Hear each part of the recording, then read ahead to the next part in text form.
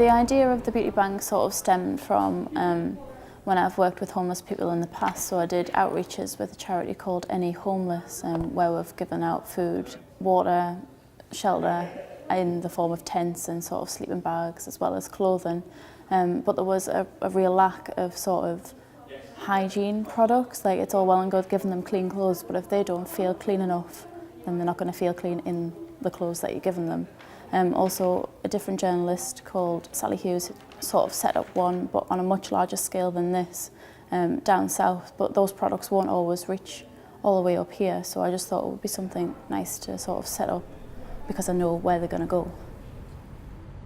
The first time I ever went to an outreach was the first time I ever saw the scale that people need help on. Seeing all of these people was definitely a profound moment in that I thought, these people definitely need help. There's not just one or two homeless people in each city, there's hundreds of them that go unnoticed and fly under the radar. In regards to how society treats them, I don't think they do treat them. I think they just sort of go unnoticed. I think there's a lot of ignorance to homelessness. They are quite private people. They call them street friends, they don't particularly call them homeless.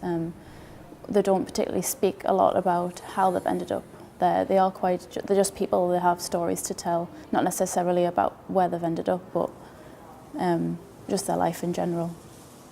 The most useful products that have been donated are definitely the sanitary products, so things like tampons and sanitary towels, deodorants and body washes have definitely been up there on the most needed items. Things like toothpaste as well, mouthwashes, toothbrushes have definitely gone straight out of the bags.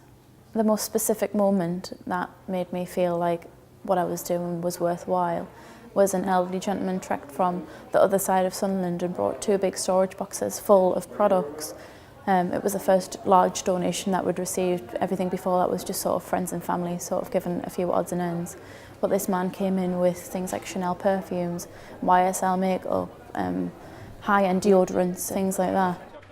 When you're able to help someone who will benefit from this, it does make them feel a lot brighter, and it feels like, yes, there is somebody who's willing to help. When I see what people are willing to donate, it makes me feel like it's not just a handful of people who want to help. Maybe a lot of people don't know the scale of trouble that these people go through because they haven't seen the same things that me and the other people that work with them directly have seen.